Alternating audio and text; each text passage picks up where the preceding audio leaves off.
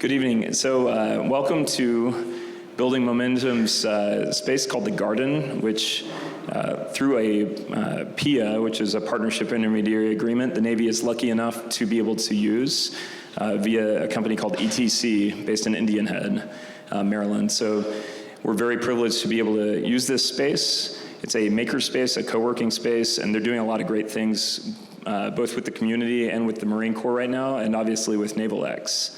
So thank you for being here this evening through traffic and a random storm and power outages in Boston. So I'm David Schiff. I'm the Deputy Director at NavalX. And our mission, as stated, is to guide, empower, and connect the Department of the Navy. That's kind of encapsulating a lot of things, but we would like to make sure that the department, both the Navy and the Marine Corps, are connecting better with each other, the workforce, other agencies, the community, industry, and academia.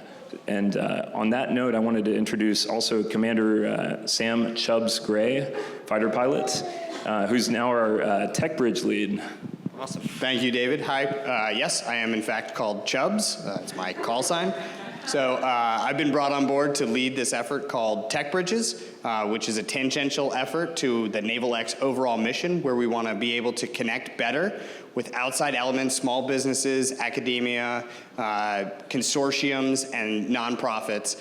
And we're going to be doing this through various outposts, similar to what you see here, in different regions across the United States and potentially foreign. So it's an effort that we're just kicking off now. We're looking at all of the things that we gain by doing this outreach here in the DMV area, and then hoping to scale that across the Department of the Navy to make access to our organization a lot easier for people that traditionally have had a lot of barriers to working with the Navy.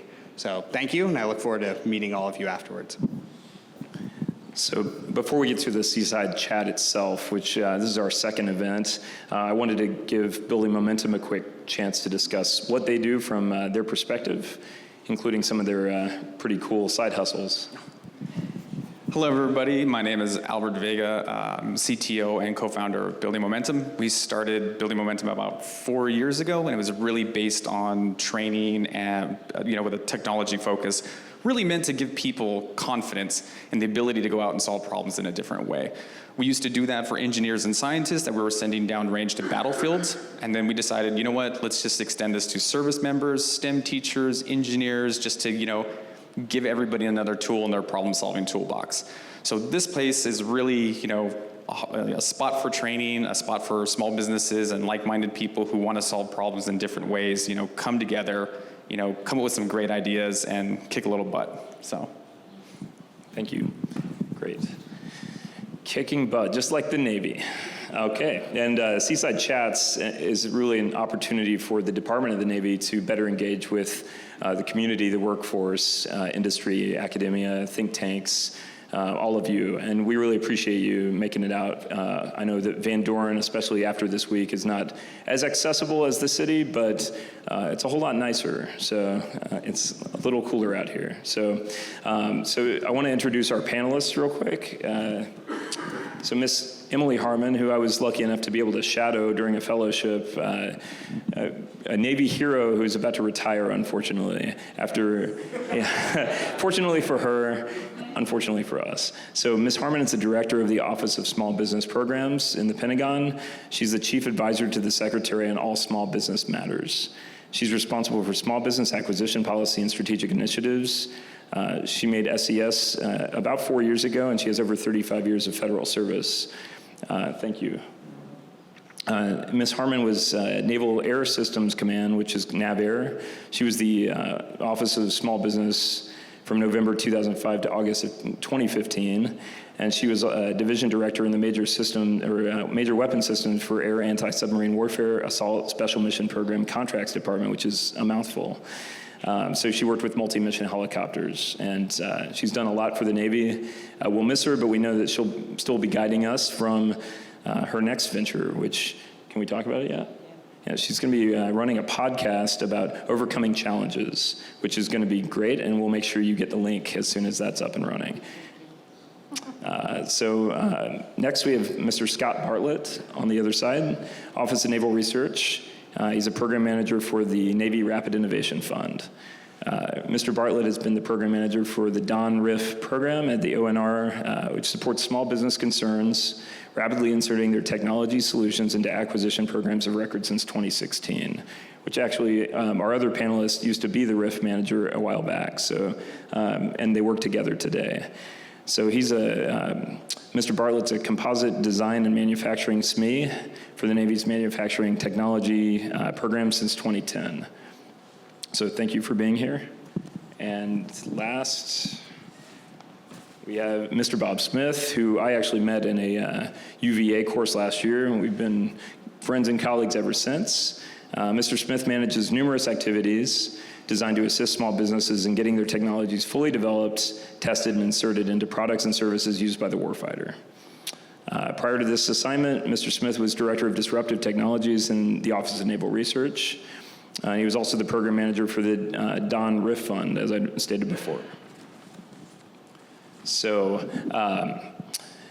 we were thinking about what are the things that you would want to hear about tonight, and I asked them to help me with the questions that would kind of connect with them the best, but also excited to hear your questions.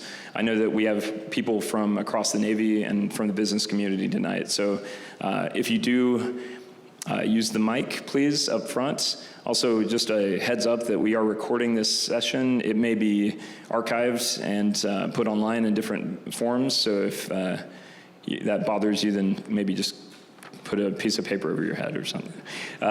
So Ms. Harman, I'll start with you so I can stop talking. There are so many small businesses seeking to do business with the Navy and Marine Corps. What can a small business do to stand out from the crowd? Okay, that's a good question, because I wrote it.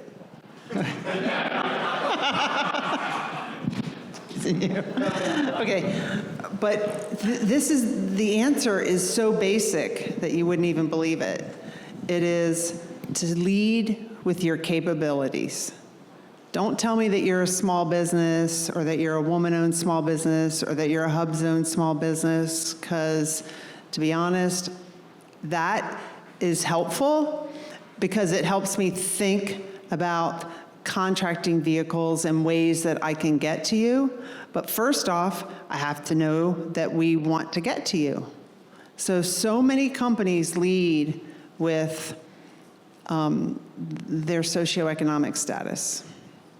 And so it sounds basic, but I have to say it over and over again. And I kind of relate it to something else that I'm doing, which is I listen to this podcast called Don't Keep Your Day Job.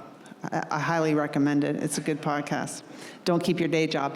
But she's constantly telling people to just be authentic and to just do it. So many people just don't do it. So many people start a podcast and after 7 podcasts they quit, or they just don't think they're good enough and they just quit. And I'm thinking to myself, how come you have to say that over and over and over? And I kind of relate it to this. Why do I have to say over and over and over, don't start by telling me that you're a woman-owned small business or a service-disabled veteran-owned small business? And that's what happens over and over and over again. And it's like, you're not meeting your hub zone goals. I'm a hub zone small business. I don't care. What do you do? If you can't help us solve our mission, then, if you can, then that's what you need to lead with. So I'll get off my soapbox. Thank you. As many of you know, there are a lot of opportunities and ways to engage with the DoD and with the Navy in particular. 2 of those ways are the Small Business Innovation Research and Small Business Technology Transfer Programs, which Mr. Smith here runs. They're usually called SBIR and STTR in our parlance. So can you please kind of give us a basics 101, a couple lines on SBIR and STTR? I was able to cut the presentation down. There's only 35 slides. So the easiest part is Navy, N-A-V-Y, SBIR.com. Same thing. A small business comes up to me, and the first thing they go is, here's my bright and shiny. And it's a pregnant pause. It's kind of awkward, because the next thing is like, well, tell me where it's going to go in the Navy. And I try not to tell them where it should go, Because the first question, have you done any homework? Have you looked at what the Navy needs? Because the better conversation is I have looked at your challenges. I've seen your problems. I believe this bright and shiny will solve this specific problem. We're off to the races. So there needs to be some homework on the part of the small business to understand what the Navy needs. I'll have the conversation, we will have the conversation, help you navigate through the Navy, but it really comes back to is you've got to help me help you, because I'm not going to do the work for you, but I'll certainly try to help you optimize your effort and not waste your time. So many companies will just email me just blindly, and they haven't even looked at our website. So you can tell that they haven't even tried to do their homework. They're just looking for a handout. Interesting. Yeah, and I'll add too, with the SBIR, NavySBIR.com website, there's a search tool on there. And I can tell you, as an engineer and a program manager, I use that search tool all the time. It's got every SBIR project that's been awarded in the Navy, and it lists not only the name of the project, it lists the name of the Navy TPOC, it lists whether they got a phase 2. What's a Was their TPOC? technology? TPOC is the Navy Technical Point of Contact. So I can get access to the people who were on the government side, I can get access to the people on the other side. If they got a phase 2, that tells me that they were worth investing in. And it tells me what's been done already. And it's all sitting there free for anybody. So I didn't know fully what the Rapid Innovation Fund was before last week, and I've been with the Navy 15 years. You described it as helping bridge the SBIR Valley of Death, which to me is a helpful statement and hopefully not offensive to the SBIR manager. Can you tell us more about how that works? Sure. So SBIR was, the RIF program was set up in 2011 by Congress. It's an annual congressional ad. Right now it's at about $250 million a year at the OSD level. This is an OSD program. It's not a Navy program. I just run the Navy part of that. So I interface with the Pentagon, I interface with the Army, the Air Force, and all the agencies. What the program is designed to do is to take small business technology and get it to the warfighter. By congressional direction, all our projects are limited to $3 million in 24 months. At the end of 24 months, the expectation is that transitions to an acquisition program so that it's getting product into the warfighter's hands. So it's really grabbing a lot of the best of the SBIR programs. They've already accelerated up to the point where they're ready to start into a program like ours. Or if it's a commercial technology that needs to be militarized, you're already at the technology readiness level where you can execute in 2 years and have something ready to go to the field. And then, yeah, go ahead. Segue on that, because it's actually first question for the crowd. Who has the largest Navy in the world? Thank you. U.S. Army has the largest Navy. So when you're talking to RIF, you shouldn't just be looking at Navy topics. You should be going, my technology fits here. Because you'll be amazed at how many times the Navy will adopt an Air Force topic or a NASA topic or an Army topic, because we have application of your technology to our specific challenge. So don't put on your blinders going, I've only dealt with the Navy, I only like the Navy, I don't even like the Marine Corps. And your blinders on, and you will find out you have missed great opportunities for other customers. Ms. Harman, if a small business contacts the Navy and doesn't get a response, which I think happens on occasion, what should they do, and is it rude for them to keep following up? Good question. So it's not rude to keep following up. You know what? Sometimes if you contact us, your email goes into junk mail, and we don't even know that we have your email. So if you email me or anybody, I think, in the Navy, and you don't get a response within a week, I would follow up, maybe not with another email, but with a phone call. And you can get phone numbers off of websites, and just make sure that the email didn't go to junk mail. And know that everyone's busy, and their number one priority isn't but their number one priority is, should be to respond, one of their priorities should be to respond to emails and be responsive. So if you can't get a response, then, if it's a small business professional, then just kind of go up the chain of command. So if you're trying to get a response from NAVC, then go to Ann Bannister, who's the head of small business at NAVC. And if for some reason you haven't reached her, then you can also call our office. But typically, we're very good at using out-of-office replies and letting you know when we're out of office. If you've attended a big outreach event, just know that when we come back, it's probably going to take 2 to 3 weeks to get back to you because everybody's emailing us. So that's the problem, too. When you send an email, make sure it's clear. What's the point? What are you doing? Are you asking a question? Is it urgent? Do you need an answer right away? You can use that subject line to really get people to help people open up that email. I want to bring up a point that NavalX is also interested in improving this situation. Something we've noticed in the private sector is that every business over about 100 people uses customer relationship management tools.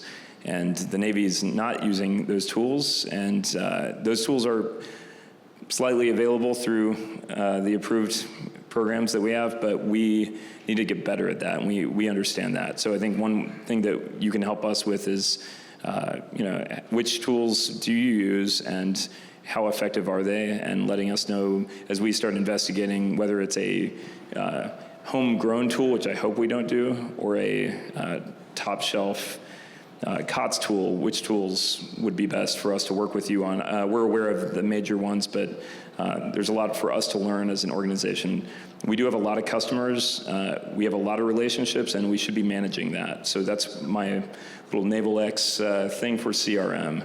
Yeah, that would be really good. And, another book I like is The 4 Agreements, and it's the stories we tell ourselves. So, you send an email and no one answers, and you tell yourself a story, well, they don't care. Well, maybe it went to junk mail, and they didn't even see it. So really think through the stories that you're telling yourself and definitely follow up. So, Bob, if you could tell us about what's going on these days in SBIR and STTR as far as new initiatives that focus on reaching non-traditional companies. Well, yes, I will.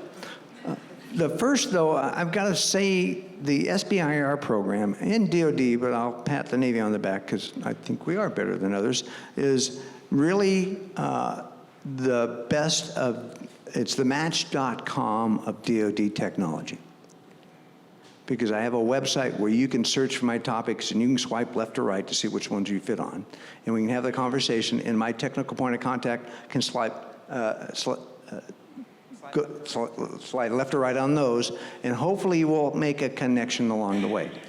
Are we doing a great job? No, because we're going to fill it full of Navy jargon and nobody's going to understand it. So we're working on reaching out to those communities that we're not connecting to and we should. We don't have an answer for that one yet, but we're working on it. The other thing we're looking at is how do we open that aperture of phase ones to just get people through the door to get things started. There's going to be a challenge there because of the number of phase twos. How many people am I losing when I say phase one and phase two? It's okay, raise your hand, because we'll go through it if we need to. Because phase one is that initial, we've decided maybe we want to go on a date. That's that first contract, $225,000 to you, an immense amount of money to the Navy. It's not even a rounding error. It's lost in the third digits.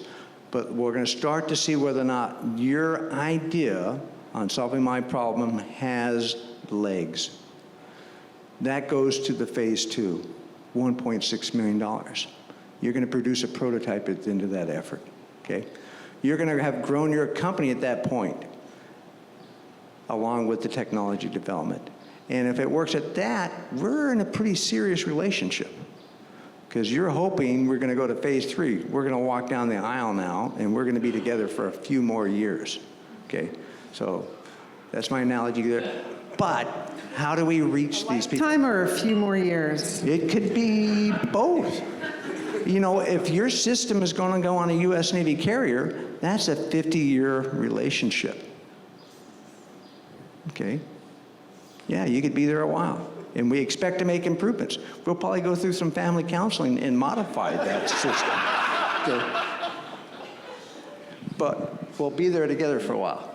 So how do we reach out to non-traditionals? How do we have more conversations with folks to start having those conversations, developing those relationships? How do we get that best technology faster to the warfighters? And we're talking about the back room stuff, the business side of it. How do I make a selection quicker? How do I get you a contract faster? How do I get you paid quicker?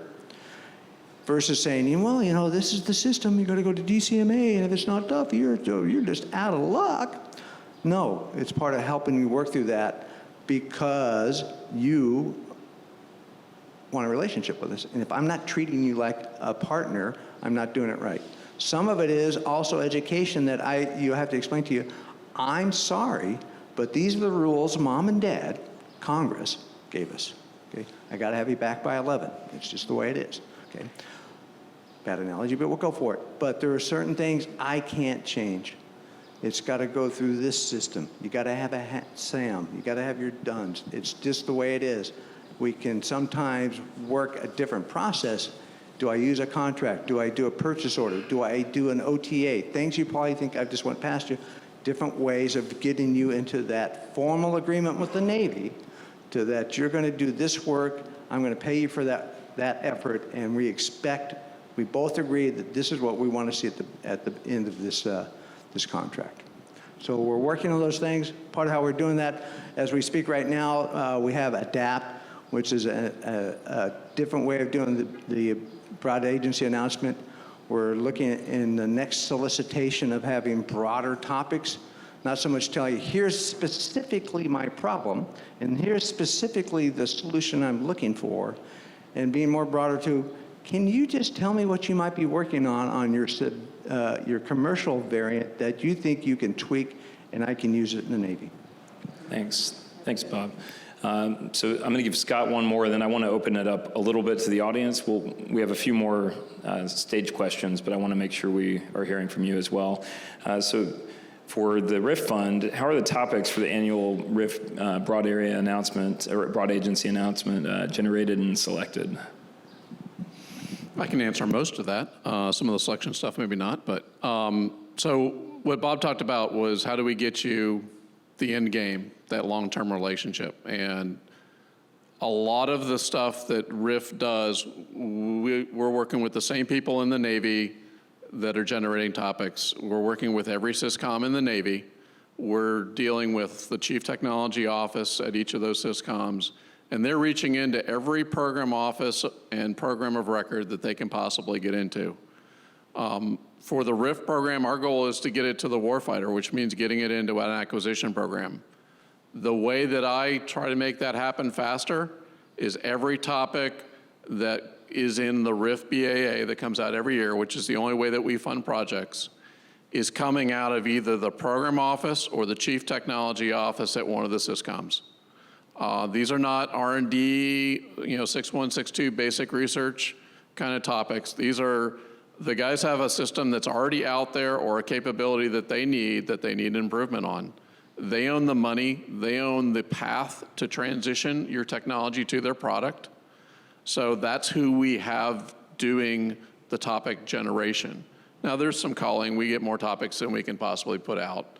I think this year we had over 50 topics across the different SysComs. Some of them very specific, some of them very general. OSD-wide, we had over 2,200 white papers come in this year. 547 of those were in the Navy. At best, I'm going to be able to fund 30 projects. I've got more great ideas coming in than we've got access to money. It's very competitive. But it's also a high payoff because our stuff is geared at getting the technology out to the warfighters quickly. Scott, with the topics that don't make it, is there something, a repository or a way for us to make sure that someone in the Navy is actually reviewing the ones that didn't get all the way through? So every single white paper that gets submitted to the Navy has got a minimum of one technical reviewer, and that's really only the bottom 10%. Every other one's got 3 to 8 technical and programmatic reviewers. Anything I select, it's already been looked at by at least 10 different people. And I've got a selection process, so there's no one person who can actually reach down and grab a pet project and say, well, I like that contractor, I really want them to get this project. It's not set up that way. I've actually told 2-stars to go away politely through my 2-star, but it's like, no, there's a process, and it's set up specifically so no one person can game the system. Great, thank you. So I want to give you guys a chance in the audience. If you can come up, say your name, where you work. If you can get to the mic, it's easier for the recording. But just, I want to get at least 2 audience questions, then we'll come back to the panel for about 10 more minutes. So I want to thank you for having this event tonight. This is wonderful. My name is Andy Melton. I'm from Onyx Government Services, and I'm going to avoid trying to tell you what my socioeconomic thing is until later. So the question I really have is how can I take an idea and refine it with somebody who might actually be interested in my capability? I do data analytics. I do it for Treasury, but my hypothesis, I'm retired Navy, so I know how the Navy works, is what we do in data analytics can be used in the Navy for very specific problems, but getting to a point where I can talk to people who might actually be interested in it is very, very difficult. And Ms. Harman, I just want to tell you, your small business office is wonderful. I had a communication with Elise Davis out at NAVAIR, who responded to just kind of this blind, here I am, I'm Onyx, I do great stuff, and I would like to do great stuff for the Navy. She gave me some great advice. I want to thank you for the way your advocates are working for small businesses. Thank you very much.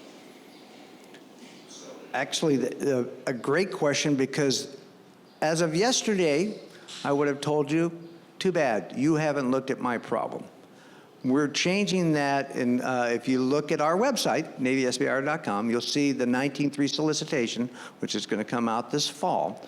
And it's going to be topics that essentially, rather than me telling you, here's my problem and here's where the solution, can you do it, we're going to open it to go, tell us about where you believe your technology can solve a problem. So look for those broader topics coming out. And it comes back to, I like to say, one of the greater values of the SBIR program is not the $450 million that's there. It's that opportunity to start that conversation, start that relationship.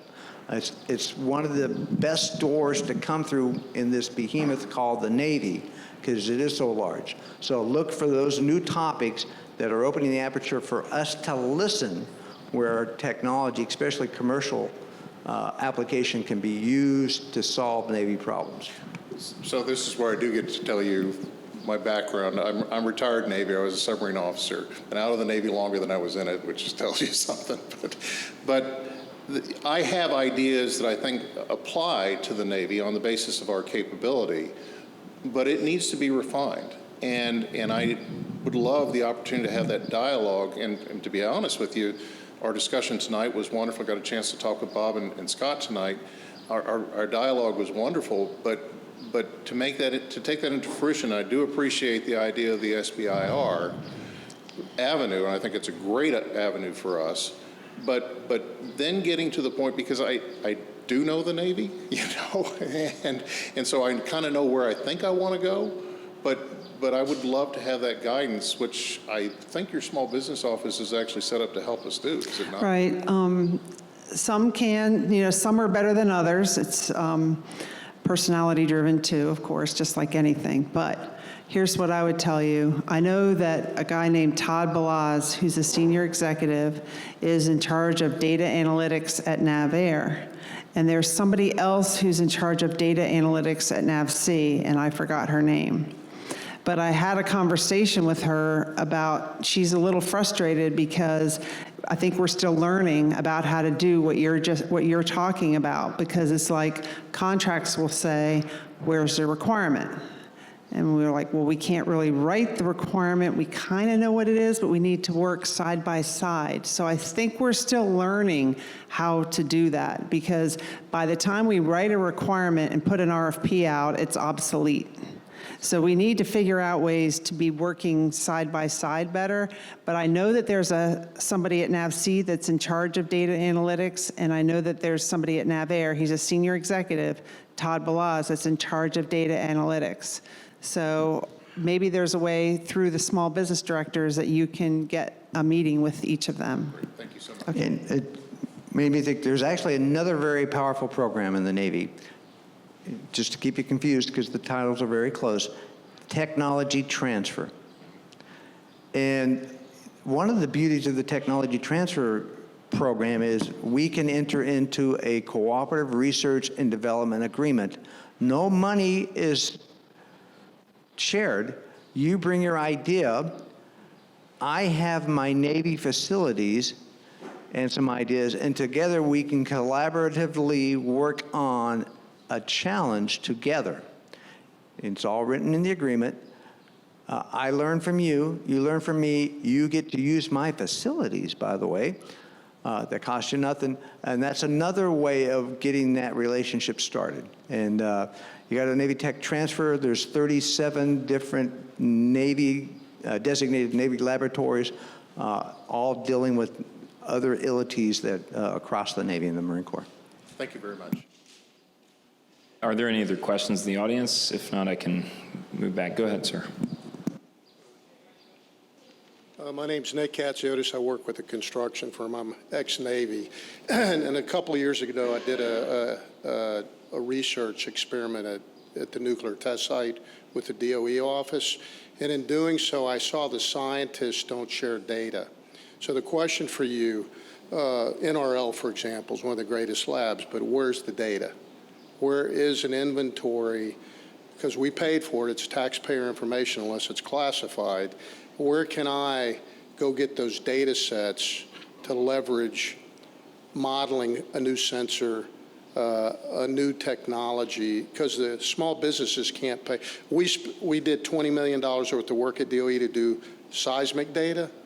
Nobody even knows, because the lab rat has it, and he's hoarding it. It's unclassified. I've got it.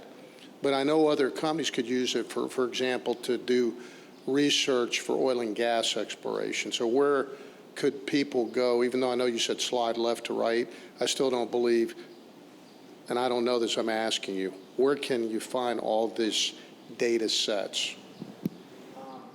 For the most part, you can't, because it's going to be classified or being close to classified and not shareable. But we also have unclassified and classified CRADAs. So if you, I can't answer the question because I don't know who has your data set. You've got to ask questions and where it might reside or who you think might do it, and go to the website to see who could start that conversation. But for the challenge is, how do I give you the data set that's unclassified and can't be used in nefarious means? And that's just the nature of the beast. We're DOD. It's bad enough our adversaries are doing a heck of a good job stealing our intellectual property. So yeah, we're a little skittish about sharing information with people right now. Can I jump in on at least the conceptual possibility that we're investigating here? NavalX, which is the outposts that Chubbs mentioned earlier.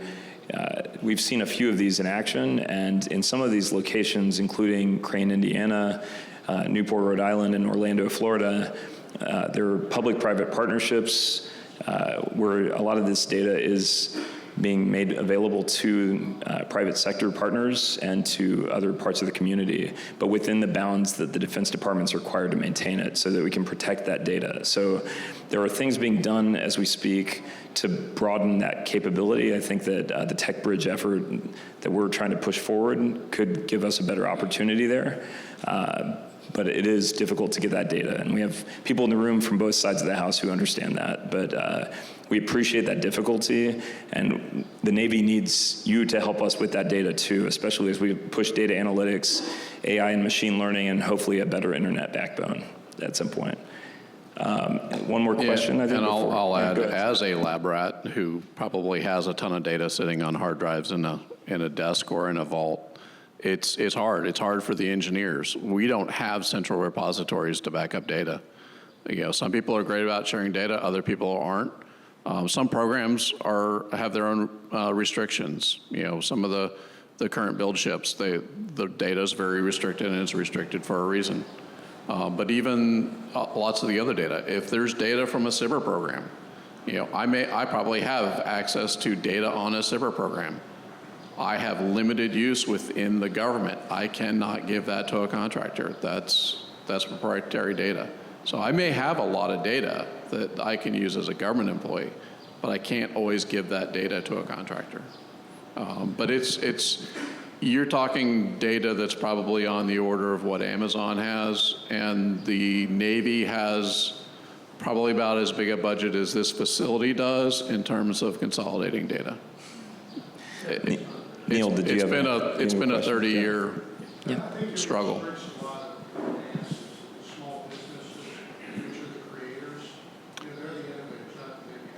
I still have some of my data on 5 1/4-inch floppies, and they're probably his fault. Very helpful. So. What's a 5 1/4? Hey, so my name is Neil McDonald. I'm with the Hub Zone Chamber of Commerce. I hope you guys take questions from Army guys. And my question is about the small business innovation side of the house. Whenever I hear people talk about it, and I admittedly don't know a lot about it, I hear about technology and getting the tools out to the warfighters, which as a warfighter in the past I appreciate, but a lot of us aren't on that side. Taking a page out of Hondo Gertz's book about he's a blocker and he tries to make a hole for his acquisition people. Small businesses in the industry, we're blockers for the government. We try to make a hole so that the government can finish the mission. You guys can go down range and finish it. What about process improvement, business process improvement? Does that fit in at all to the SBIR world? And I'll leave it at that. Business process improvement for the SBIR program, or business process improvements for business processes in the Navy? Yeah, I'm sorry. I'll give you a really quick example, is that I supported the VA and I supported DOD. And in SharePoint, let's say, right? SharePoint, Microsoft SharePoint, one VA hospital will give me $100,000 to build an app that improves how they treat the vets. It's great. They have no clue how to transfer that to somewhere else, no matter how much I try, and tell them, look, I don't want the extra money. Use it and reuse it. That's what we do this for when we build solutions. They will pay me $100,000 150 times at the VA. And DOD is no different. I built a $2.5 million records management system sitting on top of SharePoint. Will they sit there and package it, do this one last little task to package it and give it away to the rest of the government as part of the catalog? No, it's too complicated. But this seems like an innovative research project that could save you tens of millions of dollars like that. So that's my review him on your podcast. So one of the weaknesses of the SBIR program is it's usually aligned to acquisition. And the interesting thing is, as soon as that program manager has delivered their product, they walk away from that product. It's no longer their problem. So they're great at creating and delivering bright and shiny. We in the Navy are horrendous at improving the dull and greasy, which gets into that business process. How do I just do something a little smarter? It only took one of our commands over 10 years to realize they could use synthetic oil. Okay, so those are challenges. We actually have a small bit of SBIR that goes to, gee, that actually makes sense. But the challenge is normally those folks that are, I like to say, busy spending billions, don't have time to save millions. And it's a crime, and we're trying to work on that, but it's very difficult to break that culture. I'll give you a specific example to go along with what Bob's talking about. So you go walk next door, there's a bunch of 3D printers. 3D printers are great. The Navy doesn't. Navy acquisition programs don't buy 3D printers. They buy the parts that the 3D printer are made with. So who pays for the printer? That's part of the process. That's the process side of that. We're trying to change that right now with some of the big public shipyards and trying to reach into the private shipyards as well. How do we bring in all this new technology into processes that have existed since the 50s? I got a great friction stir welding machine to make aluminum welds better. I've now got to go change a drawing. I've got to go change a procedure for doing that. I need to change my inspection criteria and processes. It's not just one thing, it's understanding everything that changes. But the acquisition program usually isn't the one that pays for that. And that's where things like SBIR can really start to make a difference in bringing that new technology in. I wanted to say that, I don't know if you've read the Department of Navy's Business Operations Plan, but it's public now, and the Secretary of the Navy and the Undersecretary of the Navy both came from private industry, and they are very, very much focused on revamping our business processes.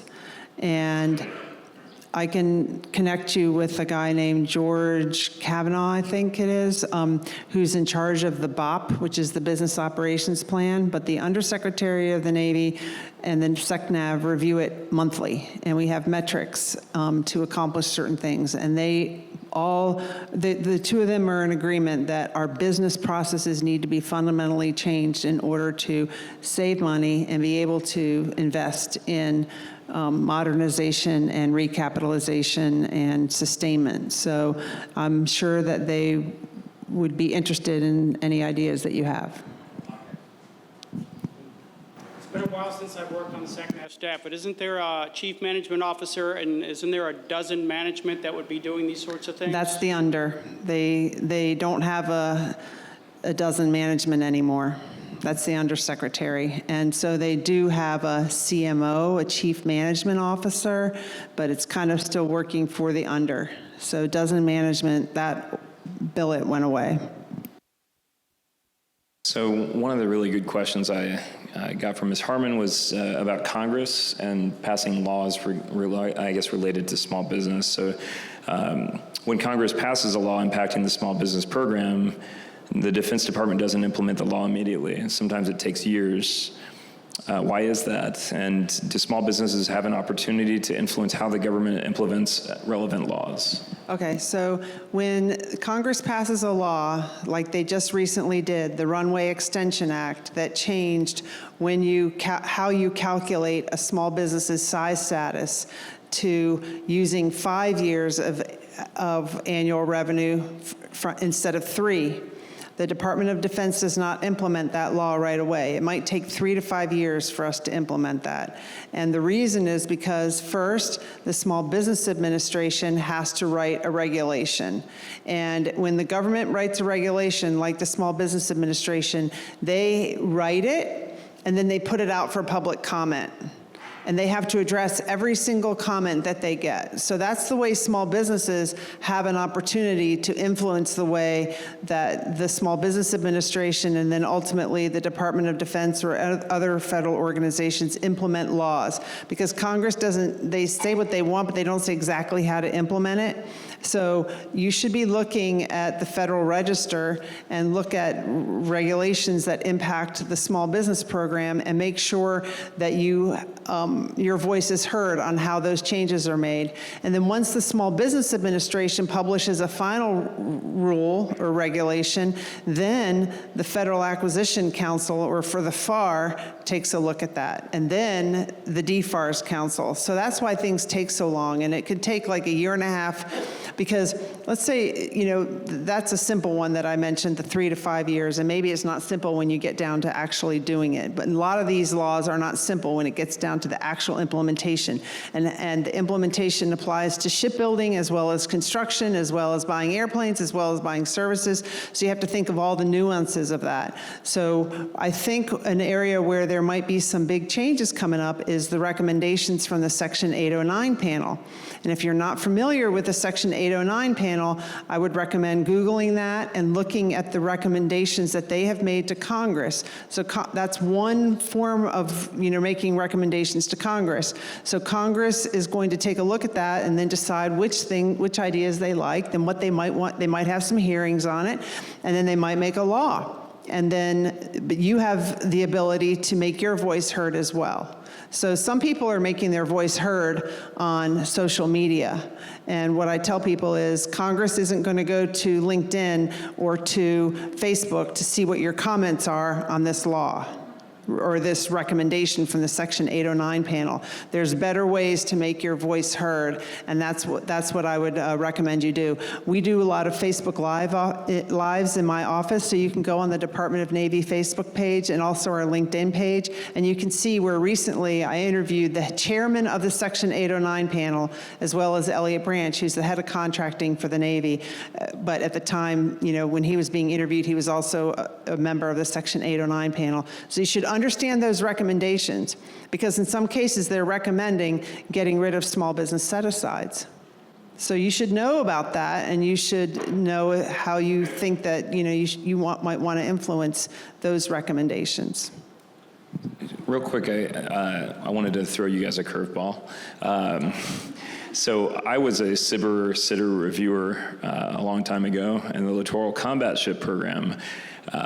My recollection, and this could have changed, but for those in the audience and those who will see this online eventually, there was not much training on how I was supposed to review someone's SBIR.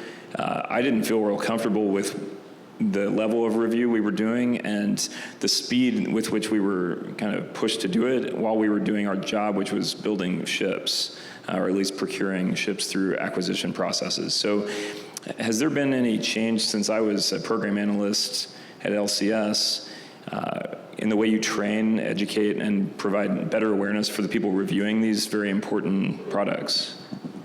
That's a great question. So there's a couple of efforts. I probably spend as much time doing in-reach to the Navy as I do outreach to industry, because we're always perennially, annually, continually training people how to do their jobs. And you have a day job, which was to be a program manager for that. But yes, we do have a policy now before you can be a TPOC, you must attend training to understand that. Because we rely on your technical capabilities to read this proposal and go, this one makes sense, this is not fairy dust, this has potential. Do we always get it right? We have a standard distribution curve just like the rest of the world.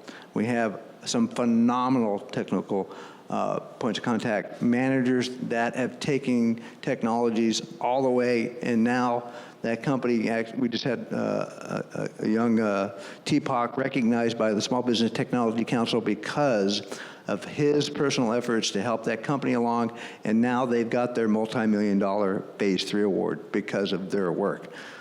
That's a great news story. I get phone calls going, Johnny hasn't returned my emails or phone calls for 3 weeks. Can you do something? And we work on it. It might be, guess what? Johnny was in a car wreck. Or on and on and on. So we all still have lives. So we continually work on that to try to get it better. We also track bad ones, and they get kicked out. We don't want to see your topics anymore, Billy. If you were still there, you'd be kicked out. Yeah, we do that. Thank you. Yeah, so for Scott, why would a small or non-traditional, we have Airbus here.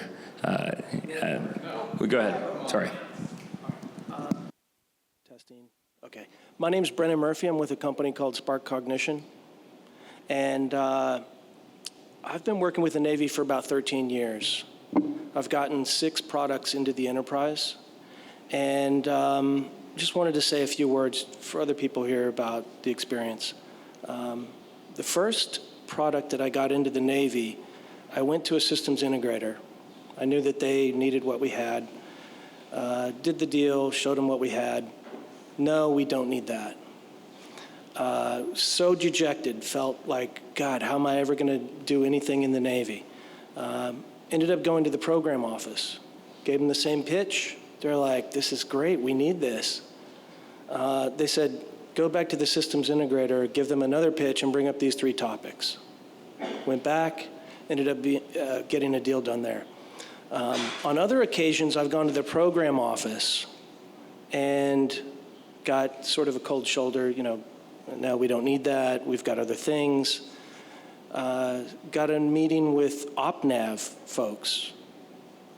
They were like, no, go back to the program office, we need this. So what I found was there's like this triangle of influence and building consensus in the Navy. It's the systems integrator, it's the program office, it's OpNav, and it's always been different every time that I've done a deal.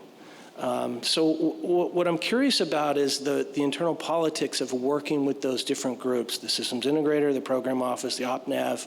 Are there toes that you can step on? Are there better approaches than others? You know, what do you think about that? Thanks. Inside the Beltway. So I'm going to give you a Beltway answer. Yes, no, and maybe. Okay.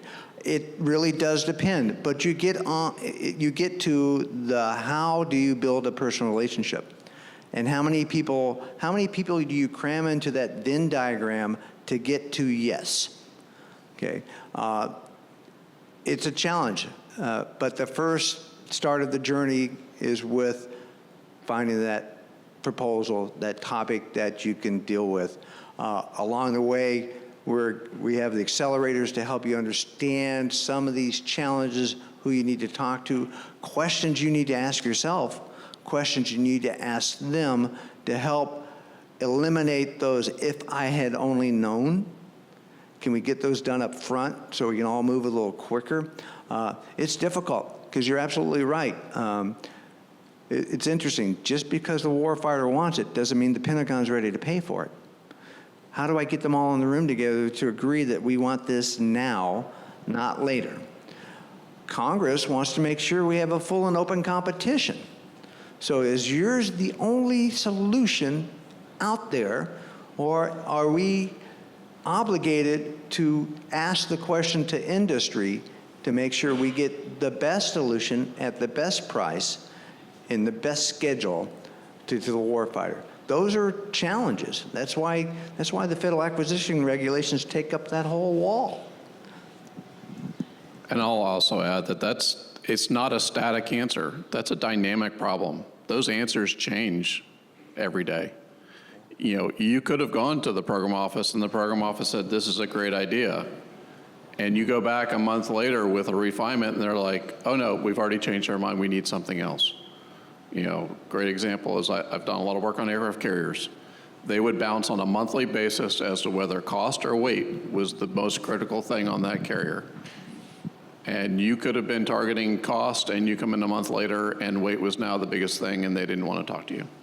So it's a dynamic problem. But there's also, all of the large primes will have a small business liaison that's specifically geared to talk to small businesses and find technologies that complement their products. And in many cases, that's a great avenue to go through.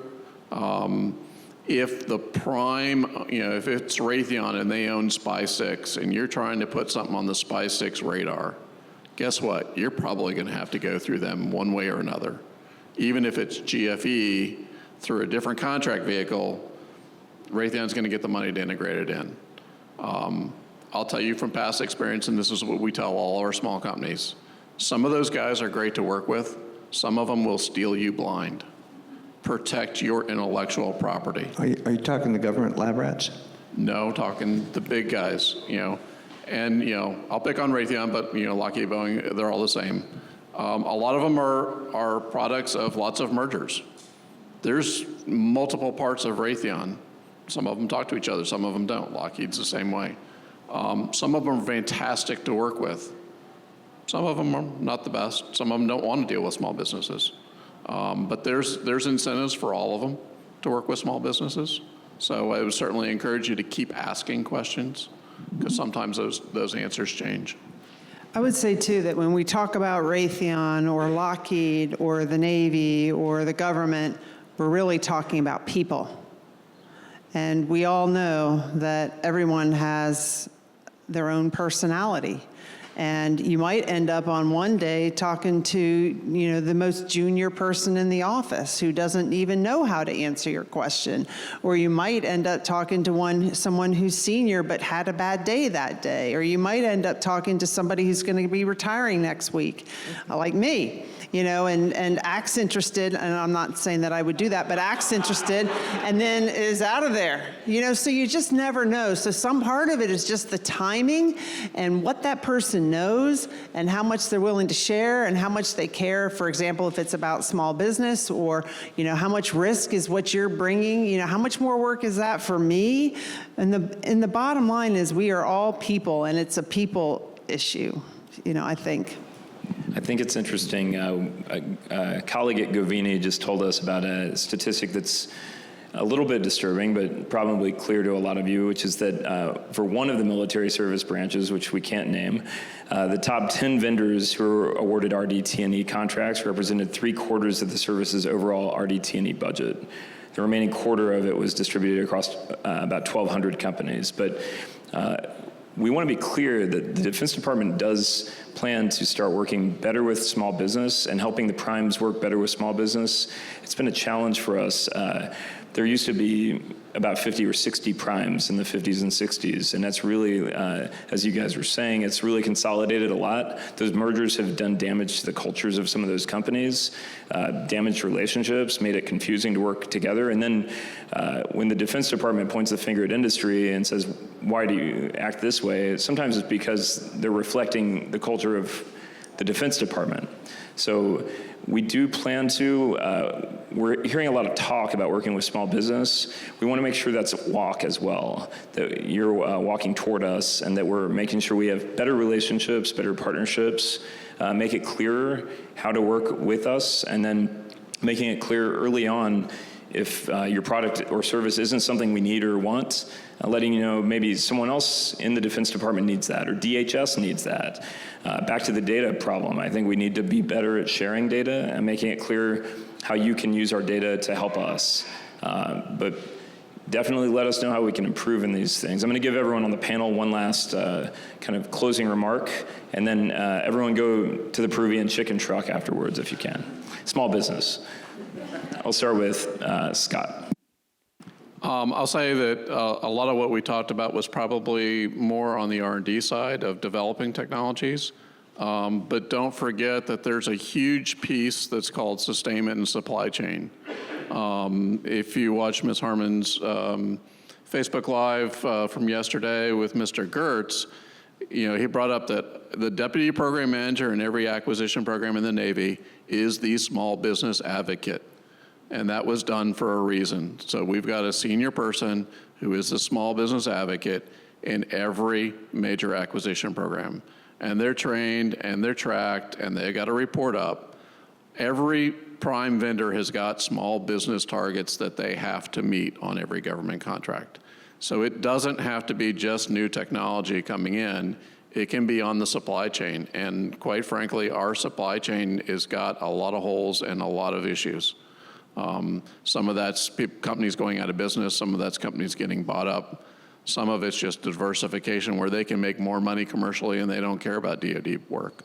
So it doesn't always have to be the bright shiny objects. It can be just the day-to-day stuff that pays the bills.